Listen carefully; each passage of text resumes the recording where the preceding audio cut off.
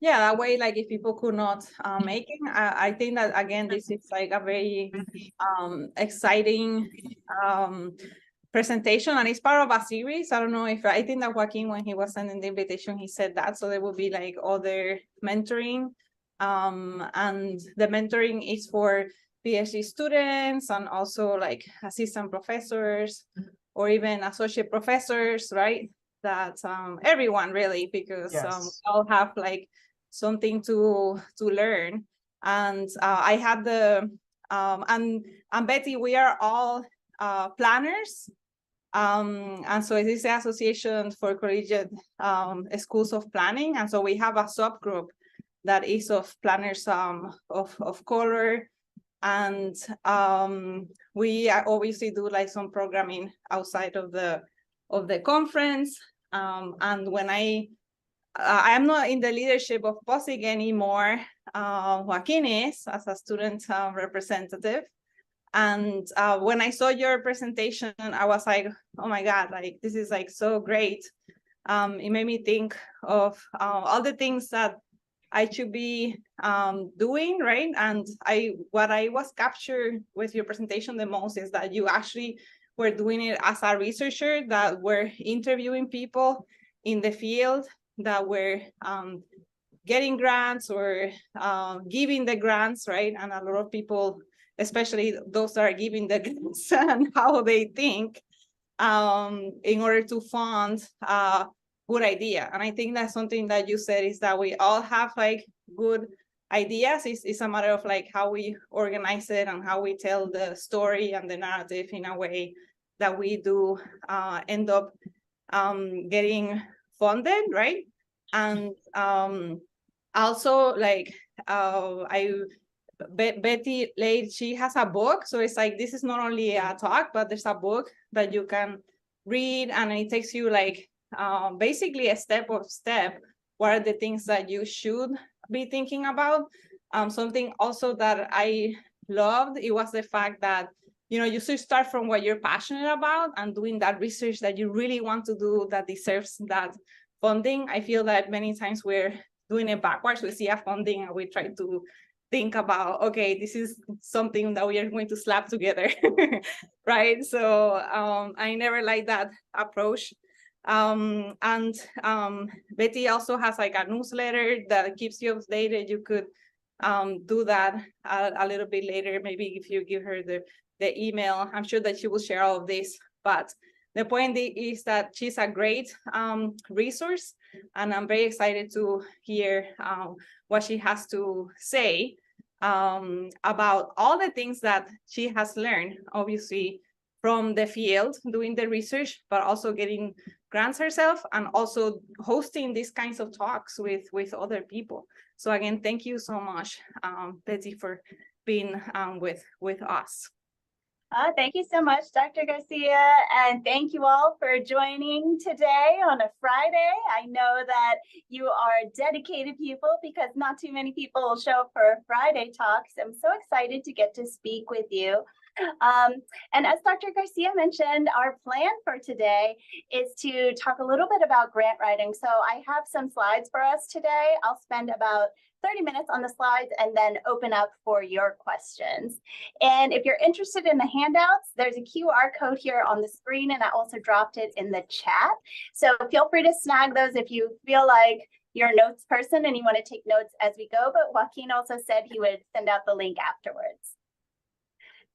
So would love to just check in on where you all are at. Where are you in your grant writing journey? Are you an A, B, or C? Somebody who's new to grant writing, submitted before, or C, someone who's secured funding? I will say sometimes we feel a lot of feelings in academia about where we ought to be or should be. There is no judgment here, just trying to take a temperature check. So we have the full range of folks, everybody from A's to B's to C's. Great. Well, welcome. I hope that all of you will get something out of our time together looking through slides, because my goal for our time today is to talk about some common pitfalls that people go through as they're writing grants. And so hopefully we can cover information about how to write more fundable grants and help you avoid some of these pitfalls. So for those of you who are C's, you may see things that you already know, so it may just be a reminder. But for those of you who are A's and B's, some of this may be new, and hopefully that helps you get on a faster track to getting funding. And again, this is that handout for today, so I'm just mentioning it in case you want it. But we're going to go through 7 different mistakes that people can make. And let's start here. We're starting from the top and we'll go down to number 1. Number 1 is the most important one, so please do pay attention to when we get there. So top 1, grants don't matter. This is a myth, and we know that it's not true. Here's some data on this. Grant writing ends up being a key criterion for promotion and tenure.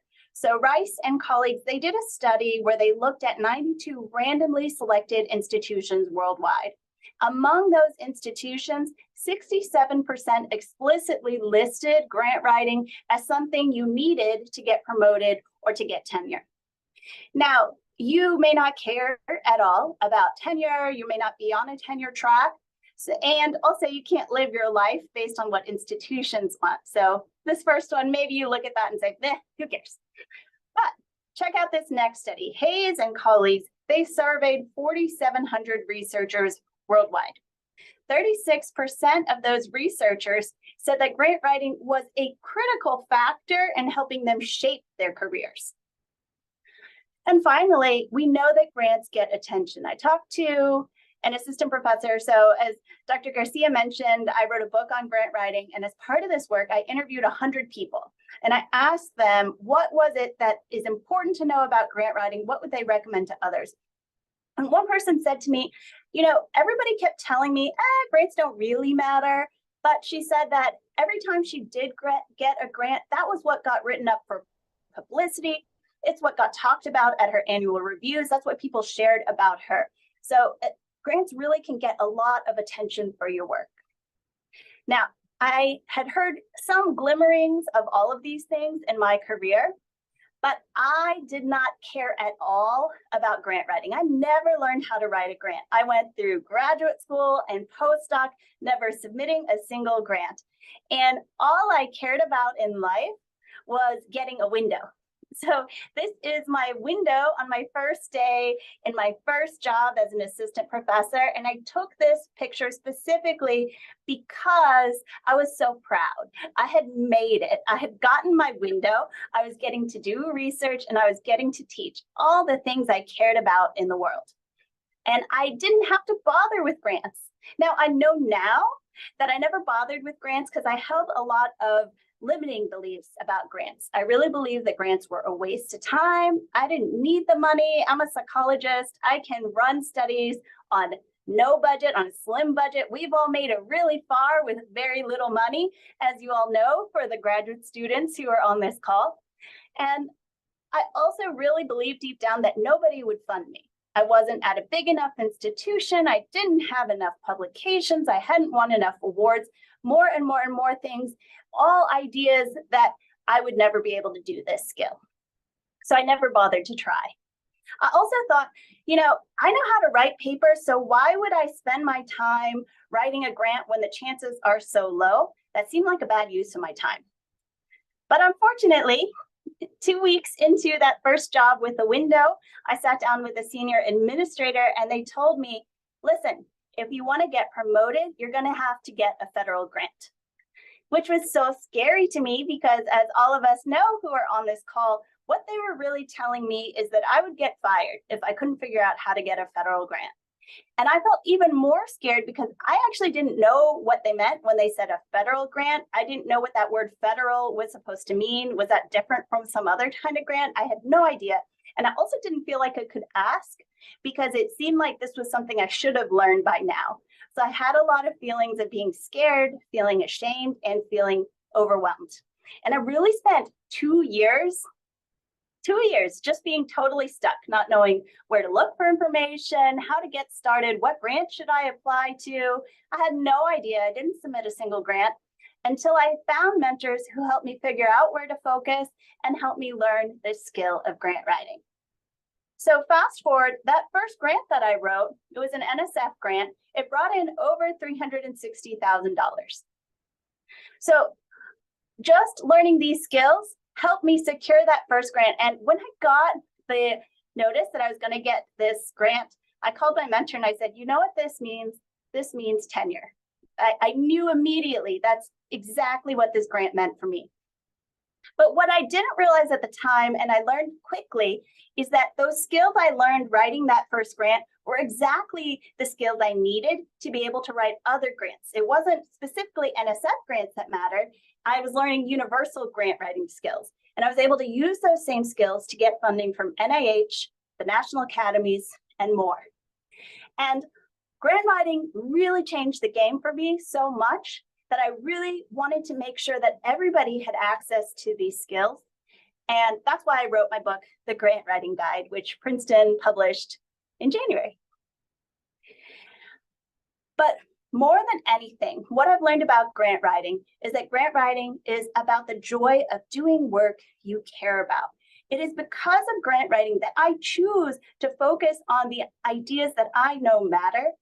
I get to work with collaborators that I love, that I admire, that inspire me, that make the work better. I get to train phenomenal students and watch them launch into their careers.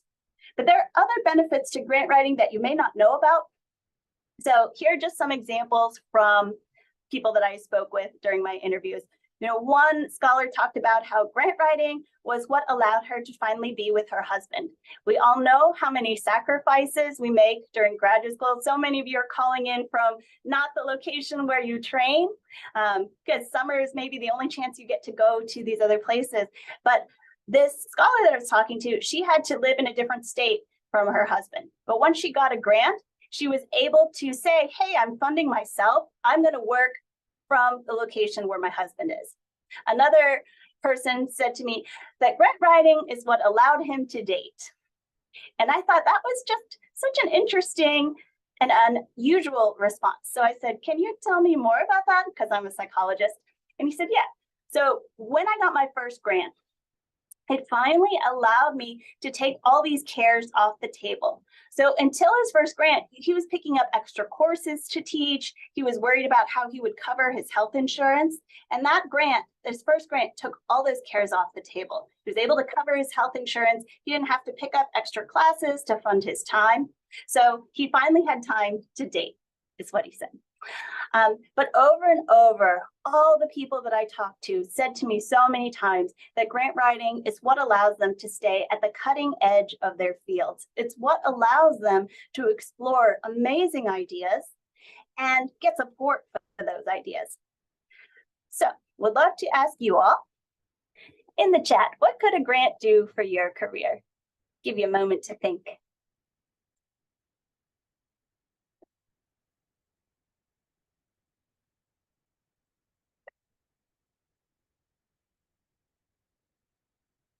Thanks, Dr. Garcia.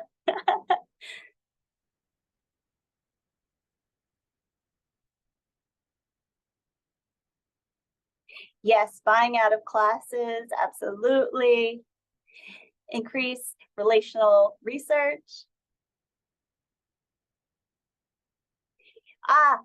Dr. Garcia, I'm so glad you're bringing up this issue of summer salary. Many people don't know that. I was just interviewing someone recently who brought this up. So you can basically get an extra bump, a significant bump in your salary with grants. You cover the 3 months of your summer if you're on a 9-month contract.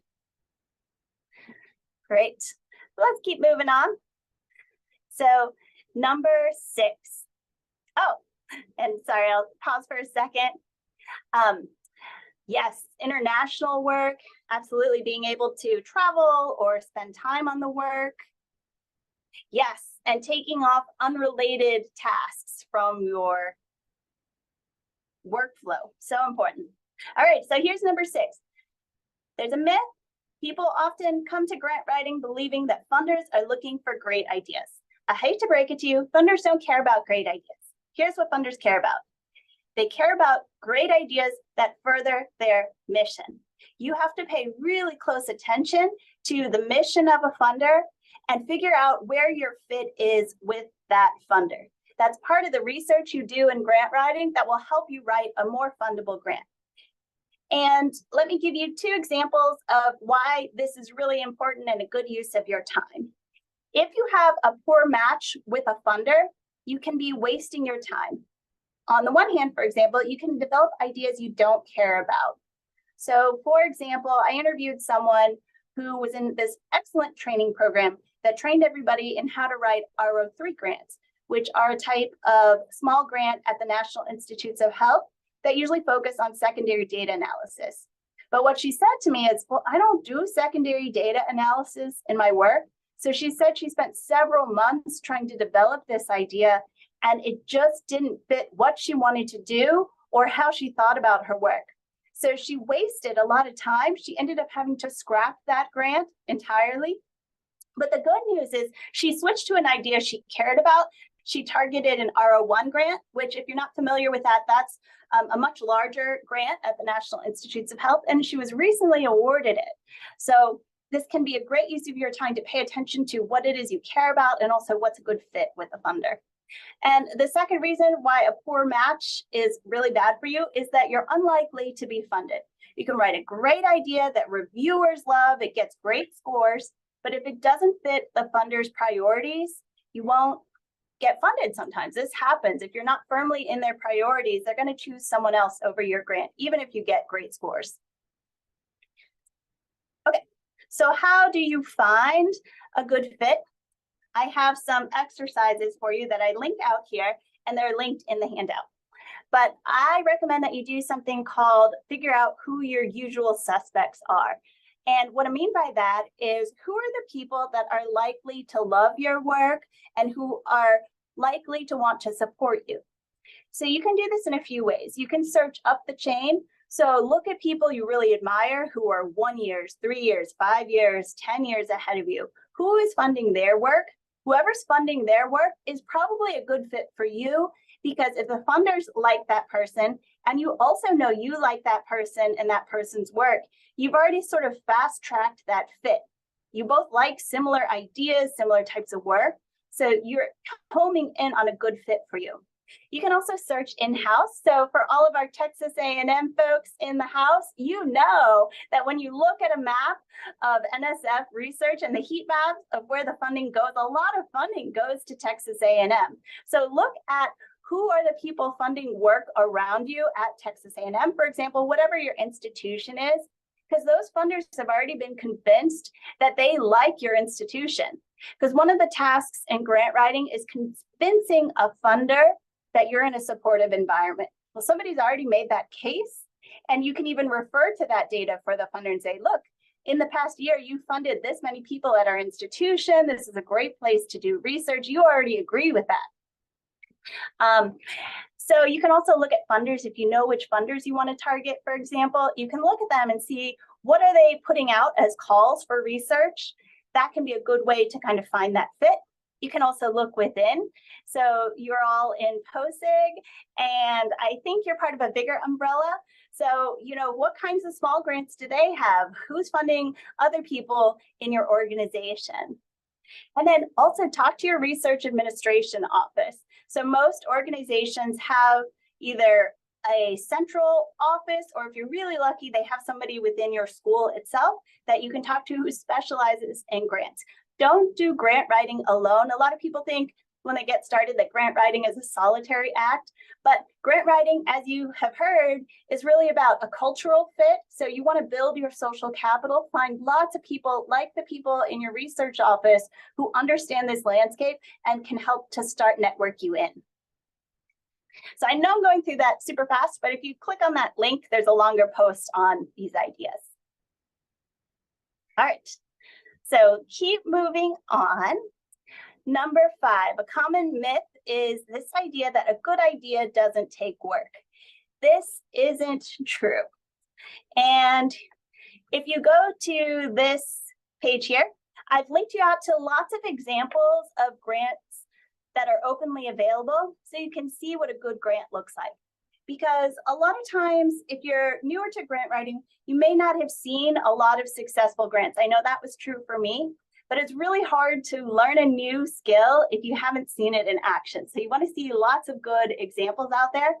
And when you read grants, remember that if you're feeling like your work isn't as good yet, you're right. It's not as good yet. But that's because the grants that people get funded, that is their very best possible work that they spend a lot of time on. So don't get discouraged if you're feeling like your work isn't as good yet. It's not supposed to be. It will be if you keep working at it. But when you're reading grants, you want to look at and understand, well, how are people thinking about the length of a grant, the size, how are they making the case for the fit of their grant? All of those pieces can help you write a better grant. And on this idea of a good idea not taking work, a lot of times I see people get discouraged when they get started because they come up with a great idea and they say, here's my great idea, but somebody else already came up with it. And it's easy to give up at that point because you feel like, it's already been done. There's nothing new under the sun. That's what this sun is for. And this is actually an encouraging thing. If you're seeing other people get funded for ideas you have, that's a good sign. You have fundable ideas. It is somebody got there first. But if you keep at it, you will come up with ideas that are fundable. And one way to think about this is to think about, is there a way to extend or deepen your idea to make it a winning idea? So is there a combination of your ideas that will be fundable? So let me give you some examples of this because it makes it easier to understand. So I have a colleague who works on Safe Care. Safe Care is a proven program that prevents child abuse. There's tons of research on Safe Care. We know it works. So proposing a grant on Safe Care is not exciting, it's not innovative, it's not new. But what my colleague did is she said, well, what if we took Safe Care and combined it with a smoking cessation program? So we know that here's a population at risk, but it often intersects with smoking. So can we tackle both in one grant? This was a winning grant. It did get funded by NIH. So that's one example. Another example, I was talking with a colleague recently who was saying, have you ever noticed that motivation researchers always care about motivation in STEM? I was like, I'm not a motivation researcher, so I haven't noticed that, but I trust you on that. And what they were saying is, motivation researchers love thinking about motivation, but the reason they focus in on STEM is because that's a really great fit for NSF. National Science Foundation, they care a lot about STEM and STEM pathways. So combining that focus on STEM with motivation is a way that many motivation researchers get that work funded. So it's that combination of developing an idea that makes it fundable. So I say all this to say, don't give up on your ideas. A great idea takes a lot of work and it takes development. Okay, so here's number 4. Myth is that any feedback is helpful. So what I see a lot of people do when they're earlier on their grant writing journey is they hand their grant to people and they say, can you give me some feedback on it? Thanks so much for your time. It's a great first step and you're in the right direction because it's good to ask people for help. But here's the problem.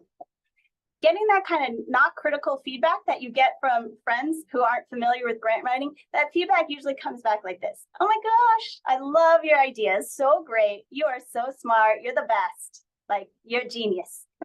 That is so nice. You found great friends in life and hold them so close to your heart. Keep yourself surrounded by those people, but those people have wasted your time. You've also wasted their time because neither of you got much out of this interaction. You have to find critical people to read your grant. So the kinds of people who will say to you, to your face, this doesn't feel important. Your idea is only a small step forward. Your approach is all wrong. You don't even have the right equipment. You need to hear those things from people because reviewers are going to say that in their reviews. So you want to find those problems early on while you can still fix them before they go to reviewers. And if any of you have heard me say this joke before, I apologize, but the joke in grant writing is that you want feedback from the people who will tell you that you have an ugly baby. It's that kind of people who are just so frank and who will tell you whatever it is you need to hear.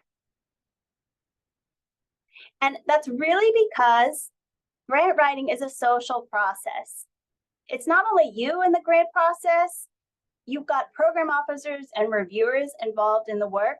So because it is social, your writing needs to be an interaction with different people. So you need to get real feedback from real people to develop a better grant. Okay, I'll give a quick pause here for a second.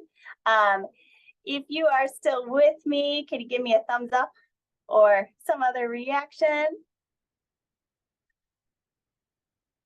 Awesome, thank y'all. All right, we have 3 more. Myth number 3, your job is to explain what you're going to do. This is where a lot of people like to dive into grant writing, and it is a mistake, but you can fix it. So let me show you what I mean. The myth is that you should focus on what you're going to do, when in truth, your grant needs to start with why you should do the work first. So let me give you an example of this. If I come to you and I say, I need $20 million to get rid of this boulder on the hill, your immediate reaction is probably going to be, what? Why? No, that's too much money. You're ridiculous. Why would we do this? You want to understand why first. Notice how different it is if I start by answering that why question. If I say to you, look, there's a boulder on the hill that's about to fall. And when it falls, it's going to destroy the grain center for an entire community. It's going to take $100 million and 20 years to get this community back to its current level of functioning. But we can prevent all this by spending $10 million now to remove this boulder. Now, hopefully you're on board with me and you're willing to hear what I want to do next. So you have to explain why. Now, I know this is an abstract example, so let me give you a grant example. My first grant that I mentioned, I came up with my grant, and here's what I told people. I'm going to model risk and resilient academic trajectories for a city directly impacted by a significant natural disaster. I really was so proud of myself. This actually took me a long time to write, but I was patting myself on the back. I showed it to a program officer. He was like, this is what? No, you're all wrong. After significant revision, I landed on this. Schools are an epicenter of recovery after disasters. If we can understand how to help schools, we can help communities recover faster.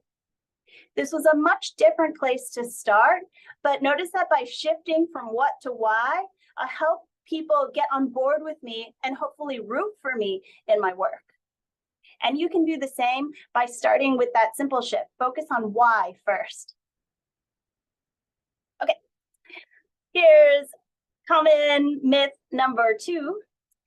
A lot of people believe reviewers have time to review your work in depth. You put so much of your heart and soul into your beautiful language, and reviewers are going to sit and love and nurse a cup of wine while they read your beautiful language. That doesn't happen. Reviewers are stressed, they are tired, they are doing reviewing as service work on top of their regular jobs. So this is not a time when they get to sit in and relax with their work. It is truly service work. Reviewers review because they believe in finding incredible ideas, but they have limited time. On average, across studies, people say that they spend at most 5 hours on your grant. This thing that could have taken you months to write, at most they're spending 5 hours with you. So what you need to understand is that when reviewers are looking at your work, they are looking for the information they need to give back to the funders. And that information is the review criteria. So almost all funders give reviewers review criteria, and they say, rate this grant on these criteria. You need to learn and study those criteria so you can give reviewers exactly what they need, because they're stressed. They're not going to search high and low for this information. Make it easy to find and make it clear. Let me give you an example. At NSF cares about intellectual merit and broader impacts. But NSF is super helpful because they detail what they mean by those review criteria. So they actually tell you that this means they're looking for information that will advance knowledge. It will benefit society or advance desired societal outcomes. You can see it all here on the page. They give you very specific information about what they want. So your grant's going to be much better if in your grant you say explicitly, this grant will advance knowledge by. You want to make it that easy to find because a reviewer is not searching for it. You need to give it to them. Okay. Last but not least, the most important myth that people encounter is this myth that you're not ready. I told you that I had this myth. I just decided, well, I could never do this. It wasn't worth my time. I wasn't going to try. But here's the secret. The most important factor for getting support. Any ideas or guesses about what it might be? Feel free to put it in the chat. What's the single most important factor?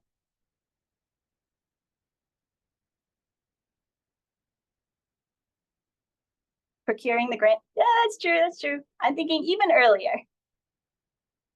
Submitting. Yep. You have to submit. That's the secret. If you don't submit, you will never get a grant. I never got a grant as a graduate student, as a postdoc, but I should never have expected to get a grant because I never submitted a grant. If you don't submit, you're guaranteeing you won't get a grant. The only way to get funded is to submit and resubmit. On average, across funders, the average funding rate is between 10 to 20% across grants. But that means, that sounds daunting. It is daunting, but it means that you do better if you submit and you keep submitting, because that's how you learn, that's how you develop this skill.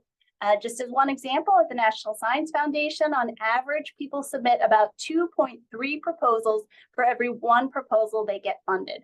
So use a rejection to develop your work, make it better, and submit again. Because the more you submit, the better you get at this, the higher your chances are. So, quick reflection point. What is keeping you from writing your next grant?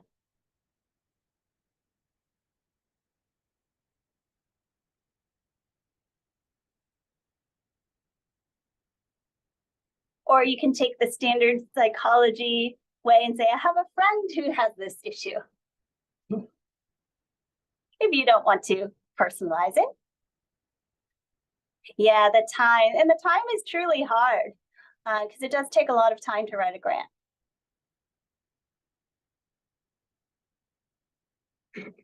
On average, as I said, I interviewed a lot of people about grant writing. A lot of people said for the sort of bigger grants, they're spending months. Finding a specific grant that fits your research interests, not being affiliated with an institution, yeah, those are definitely hurdles for sure.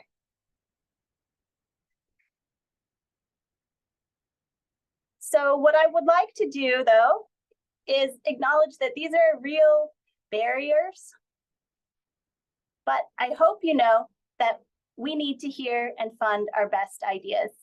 And as POSIG, you know that scholars of color don't get the support that they need in the academy. I believe very much that we need all scholars of color to submit and submit more. And I say that because our funding institutions are biased. We know this. We see this in the data. It is not unique to any one institution. We see this around the world.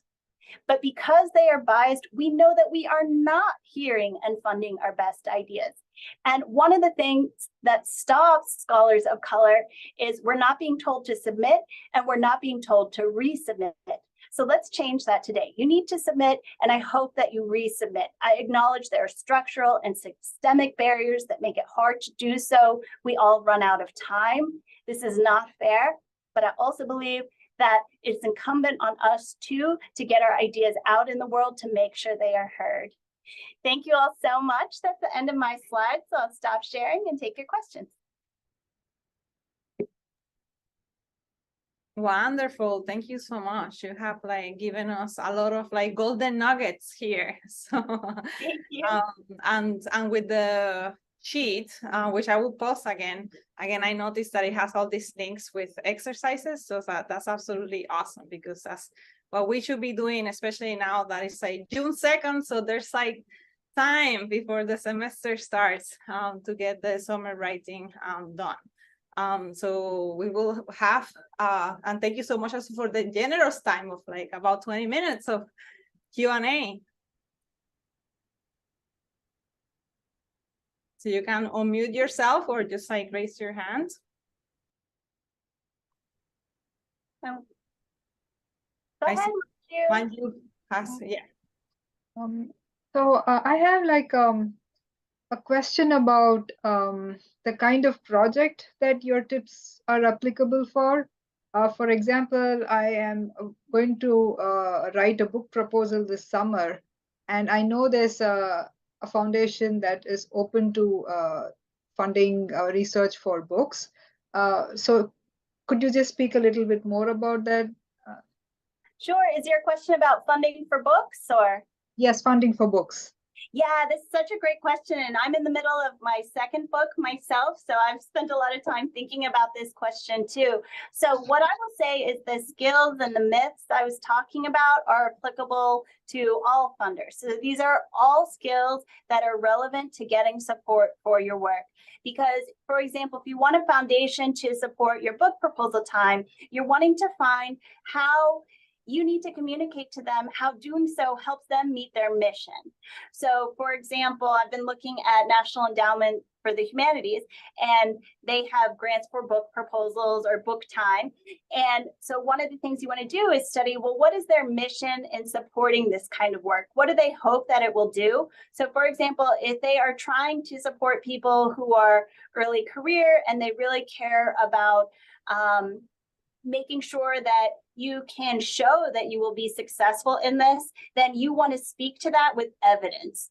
So a lot of times people make the mistake of saying, well, I'm definitely going to be successful, and that they stop there. But you need to be much more specific, for example. So saying, I completed my degree in this amount of time, and during that time, I was also able to do this, this, and this. So giving really specific examples help people picture how you're fulfilling the mission and the requirements of a grant. And the other thing I would say, Manju, is look at other people who are planners who have gotten support for book proposals. You know, who's funding that work? Is it sometimes an award? So sometimes people think about grants as just being things that are called grants, but sometimes awards or fellowships can also support time or give you a level of recognition that makes it easier, for example, to then land that book deal or land that contract. So to think broadly like that and to think about that strategy around fit. Okay, thank you. Appreciate it. Yeah, it's a great question.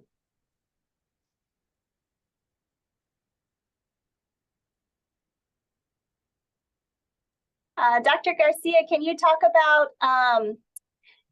your experience? Because it sounds very relevant to Manju's question. Oh, well, yeah. I mean, for a book, in my institution, I applied for it's like creative works, and you know, it wasn't a lot. It's just like 5,000, but paid for an editor. And I have applied for other ones. I will put some links in there. I haven't been successful, but I think a way to do that is also find authors, right? And see if they have funded their work, because that's kind of how I found some of these other opportunities as well. Yeah, I'm so glad you mentioned that because, and especially going back to this idea of the internal grants from your institution, that's such a great place to think about because, you know, $5,000, like you said, can fund editing, but it can also fund indexing. But also you can put it in your proposal and say, you know, here's clear evidence that my institution supports me. They've already given me this grant to do this work. So really using it to make your case for also why the publisher should think about publishing you. I have a question, Embreen. Hi, Embreen. So I was thinking, what are the, maybe Dr. Garcia knows the answer for urban planning specific grants. What are the resources? Where should we look for? Yeah, I think that for, like Betty was saying, a lot of these federal grants are the same for urban planning. So NSF, it would be something that really funds a lot of work in planning. And obviously for many of you, the NIH is going to be very relevant if you do something related to transportation, walking, open space, things that are related to health. And so of those, I would say that those are kind of the biggest ones, but there's other ones that might be for this is the National Endowment of the Arts, if that's something that you can do. Although, you know, for housing, there's So Hub almost never seems to have that much money. So, but they're there. So and sometimes they put calls. I'm wondering maybe also if Clara has like some list of usual suspects. When you say federal grants, is it like grants.gov website? What's Yes. the?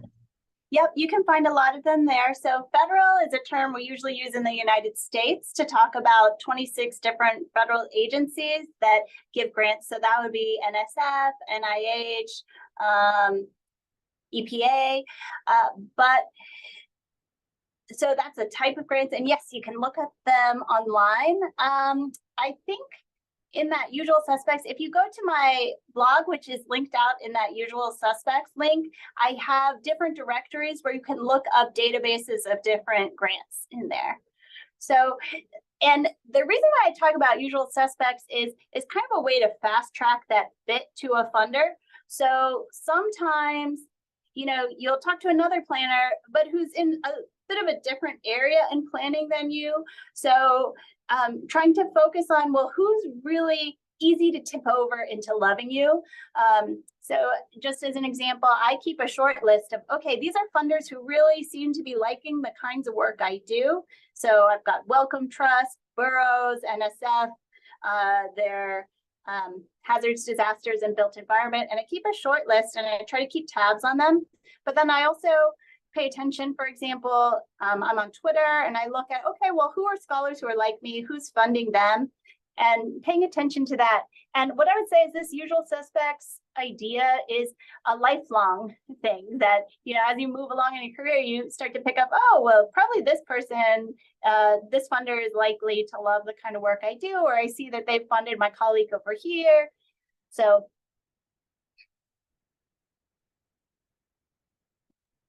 let's see. Did I interrupt someone? No, go ahead. Hi, Miriam. Hi, everyone. So I actually do have a follow-up question, comment. Maybe it's two. I do think this, for planners in particular, this raises a question of the specificity of opportunities, because those agencies are huge and they have a lot of different programs. And some programs peter out or the politics around them change. So it doesn't always help. In my experience, it doesn't always help to look at the CVs of folks, because these opportunities can be very episodic. So I do wonder, Evie, and I know we keep coming back to you, but if this raises the potential for maybe doing brain dumps around specific opportunities that are particularly aligned with some of our research streams in the moment. I wonder if this is something we can do over the listserv over the coming years, or ACSP. And I really take Andrea Garfunkel's comment about not being affiliated to a research institution to heart, because I think so much of our research is practice oriented and we want to sustain those collaborations. So that's just a reflection. And I put that out because I'm very interested in, at some point, applying for an NSF, but I don't even know where to start in that massive database of opportunities. So something to think about. My question is, what is the culture around sharing successful proposals with each other? Because how do I see winning examples, and what is considered appropriate and what is not, and how do we have that conversation? And I'm gonna turn off my camera because I have little ones coming in pretty soon. But really understand that. I have a 4 and an 8-year-old. So Miriam, I love these questions. I just touch on your first question super fast to say, yes, things are episodic. And I love your idea to build a network around this. And, because things are episodic, sometimes things do come back. So paying attention to that can be helpful, but absolutely creating networks where we're supporting each other, because, this is the reason why certain institutions get funded so much more. They hear about things before others. They're sometimes writing the request for applications themselves. So if we want to make sure that we all have access to the same opportunities, we have to share what we know, which does lead directly into question 2. How do you ask for samples? So I have a section in my book on exactly this, and I talk about a couple different strategies. So the easiest strategy is to first look at, well, what's already out there. So that's the link that I gave you, scholarfoundations.com/samples. I've collected everything I've seen that's openly available and already out there, so that you don't even have to ask anybody as a first step. But then 2, it is usually easier to ask for samples from people you know.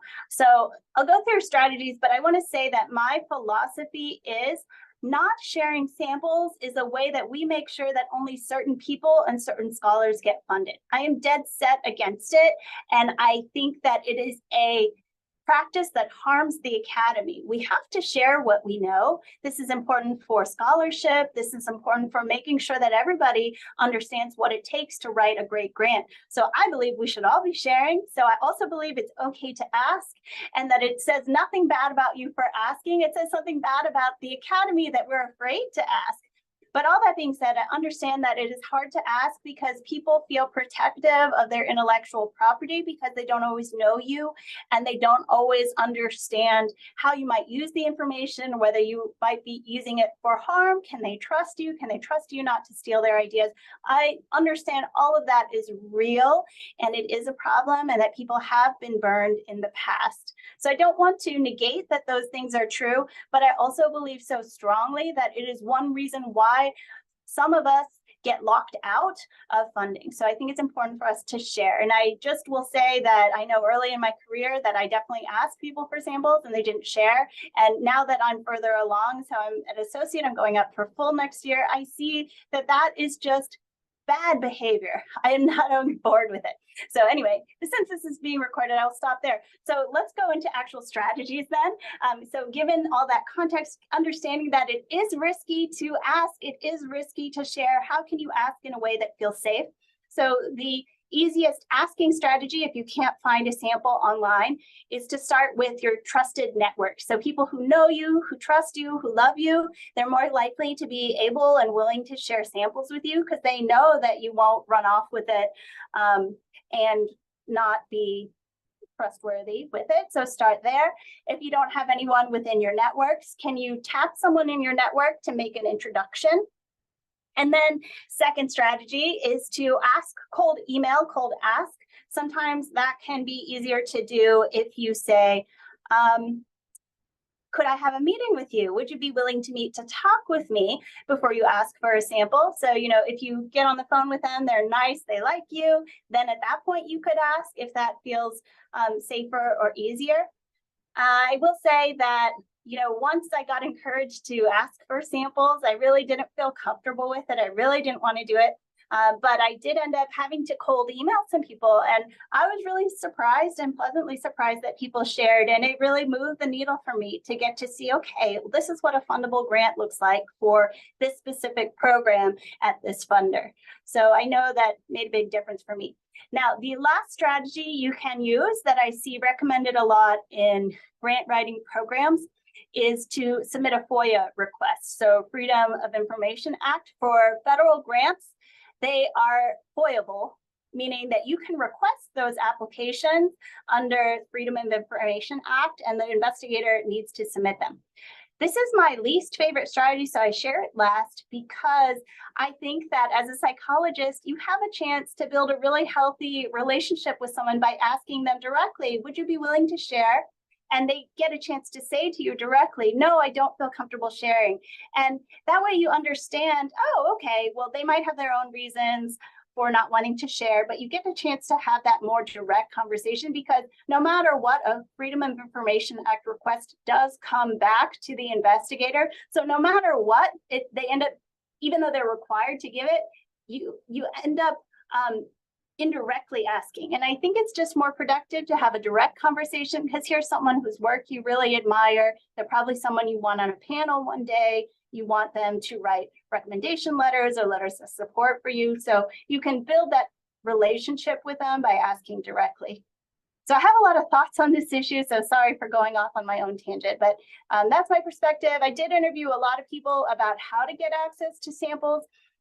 And the frontline strategy was to go through trusted networks first.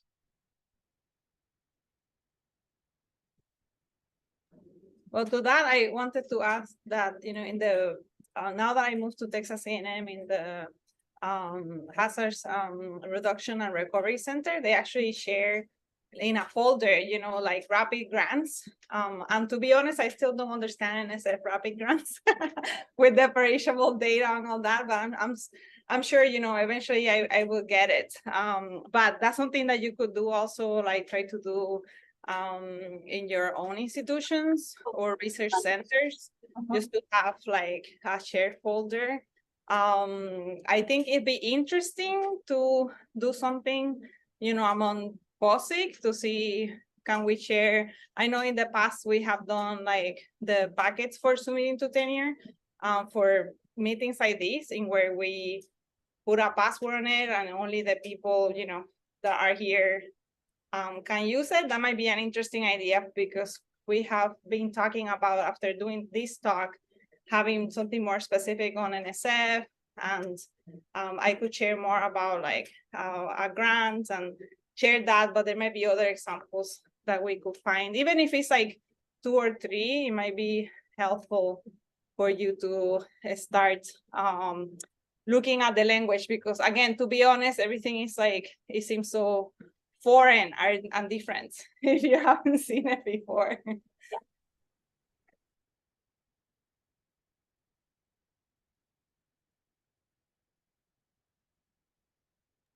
Any other questions? Yeah, we might have time for one more question or something like that, right? I think so. And while y'all are thinking, Dr. Garcia shared this, but I do have a grant writing newsletter. It's free if you're interested in joining the newsletter. I won't spam you. You can unsubscribe anytime, but it's scholarfoundations.com/newsletter if you're interested. And I try to share both technique issues and motivation issues or frameworks. Yeah, and I signed up for the newsletter, and there was like, you know, talks. Do you do talks that usually people can attend? And something that Miriam mentioned is like, you know, sometimes hearing from the program officers, like for example, from NSF, right? You get a lot because again, there's so many programs, and you have to establish relationships sometimes with these people, and you might not know who to contact and all that. But like listening to more detailed conversations like the ones that you have put together, Betty, it really helps to be able to understand better their psychology. Yeah, no, thank you for that. And yeah, I think exactly what you're saying, Dr. Garcia, that, you know, this is grant writing. The thing that people don't say enough is this is also really network building and community building. It's a cultural capital issue. And the more you can do to network out to each other too, as you all are clearly already doing, like we all go, this is so cliche, but we all go farther together. So the more that we share and the more we help each other, I really believe benefits all of us. So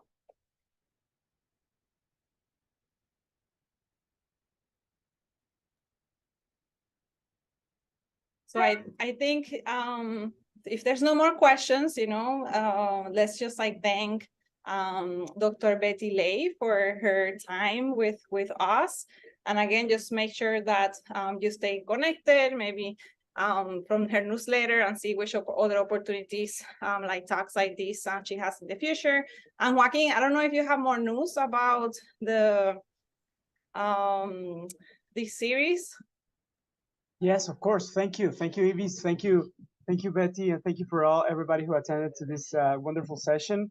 Of course, that it's going to help us a lot to figure things out. I think those myths sometimes we don't talk about it. So I think that that was super important. We actually have a session already scheduled that is going to be the 16th of May. That is going to be about writing inclusion, writing for inclusion workshop. We also are organizing a different one about decolonizing planning. So please stay tuned. We welcome everyone from our community and very happy to have all these spaces where we can keep learning. Well, thank you so much and happy Friday. Have a good weekend. Bye. Bye, everyone. Take care.